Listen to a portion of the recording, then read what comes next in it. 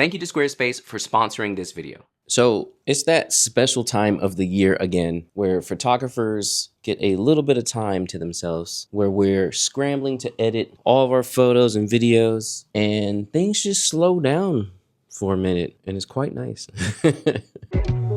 Honestly, this time of the year is kind of just, I don't want to say weird, but like, you go from doing so much, having so much to do every weekend, editing all these photos, to now just kind of like chilling. And normally when I was only a wedding photographer, I would pretty much stop at like December and I wouldn't be back on till like April, March or April, somewhere in that range. And so that's a lot of time off to just kind of chill and get back to your life. So honestly, like I said, I was going to try and vlog-ish a little more, but let's just talk about what this slow season looks like, what kind of stuff I'm thinking about for my photography business for 2026. And yeah, just kind of what I do during this time. So honestly, one of the biggest focuses I tend to focus on during this time of the year is just my normal life and just the regular things I be doing. And honestly, that involves so many things. So one of the more recent things I've been on is my health and just fitness overall, which I had a really good run this year where I was losing weight for the majority of the year, but that slowed down kind of drastically, and I am up now, almost back to where I was. I'm like up a good 10, 15 pounds, which is not very motivating when you've done so much to lose weight. But yeah, drinking my green smoothies to keep the weight down, and I'm hopefully going to get back into it. But the health part is pretty important as well, because with wedding photography, you already know it's such a demanding job where you're on your feet all day carrying gear, and it's kind of a lot, really.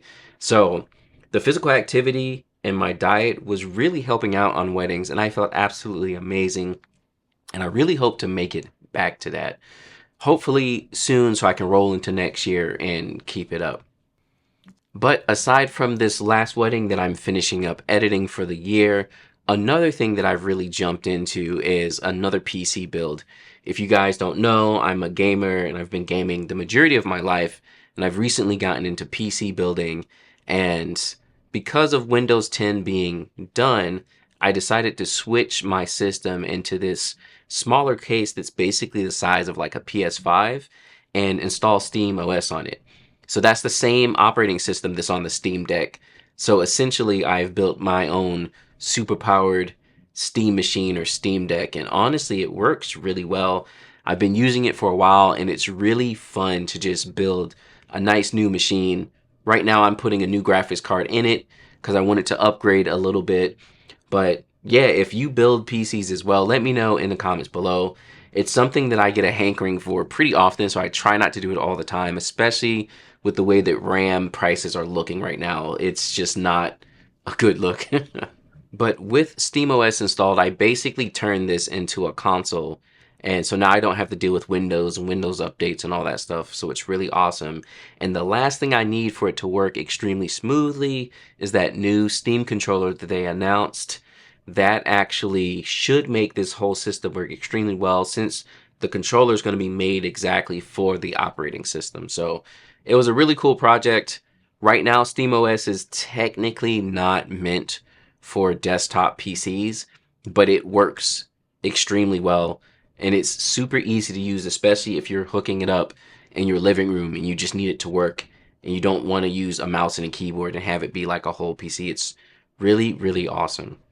And obviously, last but not least, is spending time with my family. I do most of this out of all the other stuff outside of the fitness and the gaming and PC building. I'm really spending most of my days with my family. As you all know, I have 5 kids, so we like to just hang out, drive around, go to parks, do different things like that, play video games. We've recently been making little fires in the back, which is really fun to do, and just kind of sit around, especially with it being a little bit colder. Get that nice heat from the fire and just kind of hang out. Fires actually make me extremely tired. So I have a hard time sitting by them because I really just want to kind of go to sleep. But yeah, it's fun balancing all this stuff, having a family, working hard to make sure you're paying all the bills and getting everything done, and just having this time of the year to just hang out and not worry about anything else. Really, being able to make time for yourself is huge. And if you're not taking the time to do that, especially in the off season, it's not going to build well into your business going forward. Like, the year is going to be hard. Getting clients is hard. If you can't take a breather and not stress for a moment, you're just going to end up not starting out 2026 on the right foot. So really, like, I lean into all the just normal day stuff that I do. And I know I don't share any of it, but if any of the stuff I was talking about before excites you or it's things that you're into, let me know in the comments below. I love finding people with the same kind of interests as I do. And honestly, as an anime gamer type dude, I don't really find too many people because everyone wants to be professional all the time, I guess. So sound off all my gamer photographers in the comments below. So the second thing I start doing is actually thinking about where I'm going to be going for 2026, the things I would like to do, and if those are going to work out. I can actually show you what I was planning out for 2025. I like to really sit down and write it out and just kind of brain dump what's on my mind and what I would like to do. Now, I can be totally honest with you. Most of the stuff that I had on this little paper I wrote in Freeform, if y'all don't use Freeform, get up on it and all the iOS stuff. It's really awesome. But most of the stuff I didn't even do. Let's be honest, like, it's hard to pull off everything sometimes, but I feel like I did enough, and it's good to look back and see what I was planning, what I didn't do, and then I can just implement that into the next year. So I usually will do that. I've been trying to do it at least for the last couple years, just to keep on my mind the things that I want to do and have them kind of in the background, just like festering and, simmering, so that I try to at least match my actions to what I was thinking in my mind. This includes stuff like I was talking about in my last video with updating my website, which I need to go ahead and get on that. Things like how many videos I want to do a month, which has not been going very well for me. I've told y'all before, I'm kind of jaded with YouTube because they don't show your viewers and your subscribers your videos anymore. So it's like no one sees any of my stuff. And I see y'all in person at like Imaging USA, WPPI, and everyone's like, oh yeah, I haven't seen a video for you in a while. And I'm like, bro, I've been here. I've been here struggling, So yeah, trying to make more videos, thinking about my advertising. I'm really on the fence about re-upping on the knot again. It actually went fairly well. I was kind of surprised, but I don't know if it makes sense still. I still am going to go ahead and do my physical advertising here in North Carolina, in the Raleigh area.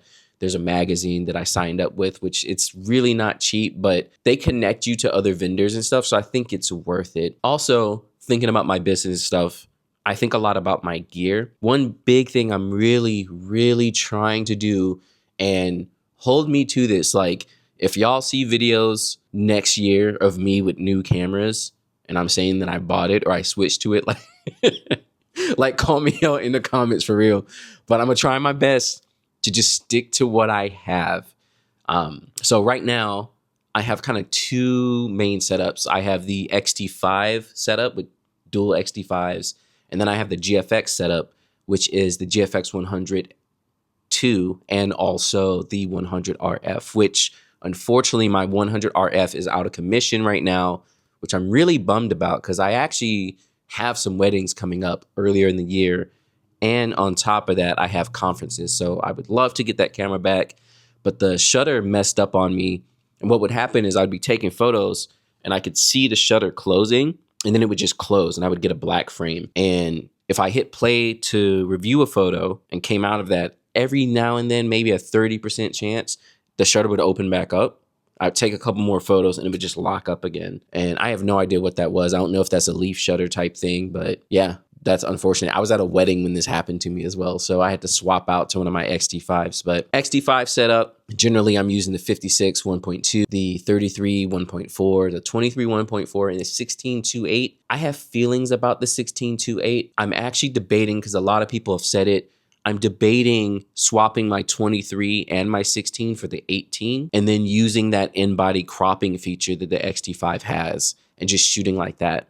That's something that's actually grown on me a lot since I've been using the 100 RF. It's just cropping in camera and then having that data in Lightroom so I can just go back and recrop later, but I still have the full raw photo.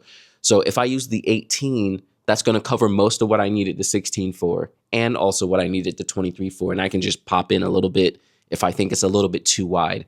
And that should be ideal. So I think that's the one purchase that I might make, is swapping out the 16, because I don't like the 16 and I really like the 16-1.4, but it doesn't resolve on the XT5. And I learned that the hard way at a session, and all the photos were like, it was just missing. They weren't tack sharp. And with that 40 megapixels on the XT5, you cannot allow that to happen at all. For my GFX setup, I think I'm gonna keep it the same way it is. I really like the 102 paired up with the 100 RF. The F4 and the 100 RF is rough, but honestly, even if I had dual 102s or 100 S2s, the widest lens that Fujifilm has for the GFX is like I think it's a 28, and it's an F4. Like, all of their really wide lenses are F4. So that's why I started using the RF, because I was like, it's a fixed lens and it costs about the same price as one of the lenses I would need if I needed a whole new body. So instead of buying a whole nother 102 or 100 S2, which is like what, between $5,000 and almost $10,000, plus another lens, which is an extra like 2 to 3, I could just get this one camera for like $5,000 and have it all. And that's why I've been doing it. The only thing that's kind of a downside is that the weight is off, because I have like this giant 102 on one side and then a little RF over here, like, so it's a little rough, but it's no different than if I use the 102 and the XT5 anyway. So that's my gear. I don't think I'm going to buy anything else. For the GFX, I'm rocking the 81.7 and the 55 1.7, because there's really nothing else I need. And if I need more reach, I'll just crop in, because it's 100 megapixels and I can crop like 70% and still have a photo bigger than the XT5. So that's what I'm thinking for gear. I also have some like other accessories that I've been talking about recently on the channel, using the Instax printer, which is really cool. Y'all should get into it. I kind of made a video about that. I'll link that up above or whatever, but you should definitely look into doing little things like that step up your business for your couples. Give them things to talk about. So that's how you get word of mouth. If they're like, oh my God, my photographer made these cute little prints for me of the date. You know what I'm saying? Like that kind of stuff. So that goes into my X half. I'm probably going to try and start bringing that to weddings more often, so I can make those quick little Instax prints. I could do it from my phone, but I don't feel like taking my phone out to take pictures. I could also transfer from my cameras to my phone and then print from there. But I like doing it from the X half. X half has a very almost Instax film instant kind of look to it. So it really makes a lot of sense. Other accessories, I've talked about it before, but I've started doing like video content for my couples. I've been recording their ceremonies, but I let them know like it's a very bare bones recording. So kind of busting into videographers' income a little bit, because the way I offer it is I let my couples know like, hey, this is going to be pretty trash video. I'm just going to set something up on a tripod and leave it. So, there might be people walking in front of it, whatever, but I do have good audio, so that should help. And they're like, oh yeah, that's fine. So couples who really don't want much, but would be cool with just like a little extra thing of their ceremony, I've been doing that recently. PicTime helps me to actually get that out to them and deliver it with my whole gallery, which has been really awesome. And also what do I use? I use my XS20 for the video side of it. It's a great video camera, small and light, easy to use. And also the Osmo 3, which I'm recording this on, also great. I got a little extending selfie stick. So what I'll do is I'll set the Osmo up at the front by the ceremony, just let it run. It has its own onboard audio. And then usually I'll give this to like the officiant or something. So I have his audio, and then I have dual audio on the bride and groom, just going back to my XS20. And it gives me multiple views. So if someone blocks the XS20, or if I can't get to it, this is also kind of a backup. And with the selfie stick, it's really easy to use.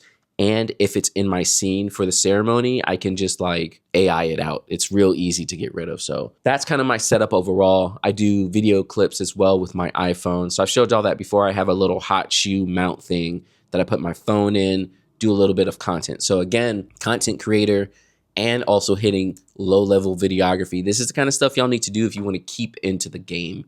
This all goes into the advertising stuff, like what I'm offering my couples, what they're paying for, and things of that sort. Now, personally, I think one of the biggest things you should always be thinking about is updating your website and how you're going to do that. Now, I've talked about it before and what I'm updating on my side, but it's super easy to do that with this video sponsor, Squarespace. Squarespace is an online platform that will help you easily build and update your website. You can do this with their easy to use templates and page templates. This way, if you're looking to add a new page on your website like I am, you can go in, add your new page, and then select one of their page templates and build from there. If you're looking to share your ideas out to the world, you have blogs. If you're looking to share your photos to the world, you have portfolios. And if you have products that you're trying to share to the world, you can sell physical and digital products. I've been on Squarespace for over 10 years now, and it has been the cornerstone of my business, where my couples find me online and get in contact with me so they can book me for wedding photography. I personally think Squarespace is one of the easiest ways to get into having a website, which every professional photographer should do. So make sure to sign up for your first website or domain and get 10% off at the link in the description below, and start your website for 2026 to make sure you have a place for your couples to find you. So one of the last places that I really spend some time thinking about things too comes to my computer setup, all my software, editing and things of that sort, which luckily this year I don't have that much to actually think about because I upgraded my computer at the start of the year. So I was rocking an M1 Max MacBook Pro, and that was my main computer. I just had it hooked up to my bigger monitors and I would edit that way. And that was going fine for a while, but it started slowing down and I really wanted like a beastie computer. So I upgraded to the M4 Max Studio. So that's my home base now. I do all my work there. I have two BenQ monitors. I upgraded to the 5K one, which it's absolutely amazing. I think I made a video about it. I'll link it up above, but that has been awesome. And I kept my M1 Max for traveling. So when you see me at, WPPI and things like that, the M1 Max is my travel camera. My travel computer. That way I can actually edit on the fly if I need to, do video editing on the fly if I need to as well. And then all my normal admin, email, all that kind of stuff. So that's kind of the setup for now. I was trying for a long time to use an iPad as a main machine, and it's getting to the point where it can do it now, but I usually won't do it if I need to be actually speaking and presenting. So I think if you all watched my Japan video, I'll link that up above as well. I actually only took my iPad mini with me with a little setup that was really amazing. So when all I have to do is maybe a little bit of photo editing, possibly have to throw together a video and mainly admin and email stuff, the iPad mini is actually amazing. And this way I can bring with me just a single bag and not have to pack a whole bunch of heavy stuff, which flying out of the country and keeping it as light as possible is amazing. And like I said before, I've kind of caught the single bag bug, and I absolutely love traveling with a single bag. I think, you know what? I've noticed I have this thing for small form factor and figuring out how to make it work. Because it's the same with the PC I was building. It's like you have this small form factor. And the last, I think, 2 to 3 PCs I've built have all been small form factor. And it's like you can't just throw your stuff in there. You have to really like know what's going in and know exactly how it's going to fit and finagle all of it to work out. So I really enjoy that. I do the same thing with packing my bag when I'm traveling with just a single bag. Let me know if y'all are into that too, or if I'm just weird. But as far as software, I'm going to be rocking with all the same stuff that I usually do. Lightroom for photo editing, Imagine AI to help me edit so I don't have to do all the editing by myself, Evoto AI, which I'll be using for all the touch-ups after the fact, which I love that process. If y'all haven't seen it or want to hear more about my kind of editing process and how I export my photos, let me know. I do have a video about it as well up above, but I can do more if you really want to see more about it. And I use JPEG Mini to make all the file sizes smaller. And then I have all my hardware side of the software that I would call not just the computer stuff, but my backups. At this point, I think my main hard drive is fine, but I had to buy some new internal hard drives for my NAS, which are like my archive backups. Y'all, I bought two 24 terabyte hard drives to upgrade my NAS, which is currently at like 30 something terabytes, but it's getting full and it's like in a RAID 1 configuration. So I can't have things copying anymore when I'm running out of space. So I bought two of these 24 terabyte HHDs, and them bros came out to like $1,000 total. And I was like, oh, I hate storage so much. I probably need some more too for my other DOS. Not a NOS, but a direct attached, not a network attached. Just all the same stuff, but it's not the same. Y'all gonna sound off on me in the comment. But video takes up mad space, photo takes up mad space, and I'm running out of backup room, and I like having my archive and just kind of keeping it. So that stuff is expensive, y'all. Goodness. Oh my goodness. Check out my backup video. I'll link that up above. I know I'm linking to everything, but these are the things that are on my mind. It's the main stuff I'm doing in my off time. But the biggest thing, and again, I've talked about it before, you need to just take time for yourself. That is hands down the most important thing you need to do during this time.